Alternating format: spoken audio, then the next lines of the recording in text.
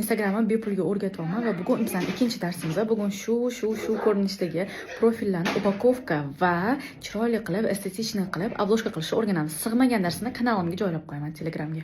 Instagram upakovkasi aynan shu joydan boshlanadi. Ya'ni sizni nikneymingiz, mana jирный shriftingiz, shapka profilingiz, rasmingiz va aktualnilaringizdan boshlanadi.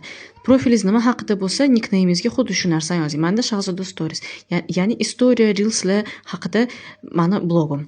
Va bu joyga nima ishlar qilaman? Progress, ssenariy yozib berish mumkin, content creatorlik qilishim mumkin. Odamlar mana shu so'zlarni poiskga yozsa, mani profilim chiqib keladi. Rasmga iloji bo'lsa, yuzingiz aniq ko'ringan, orqa foni ortiqcha e'tibor tortmaydigan rasm qo'ying va bu joyga siz nima bera olasiz. Misol uchun, menda juda ham mama bloglar ko'p, lifestyle yurg'izadiganlar ko'pda. Bu joyga men bilan qiziqarli, men bilan zerikmaysiz deb qo'ymay, iltimos, nima foyda bera olasiz? Farzandlaringizni rivojlanishiga hissama qo'shaman yoki uyingizda bor narsalardan narsa tayyorlashni o'rgataman va shunga o'xshash qiziq narsani yozib qo'ying. Odamlar qolsin sizni profilingizda.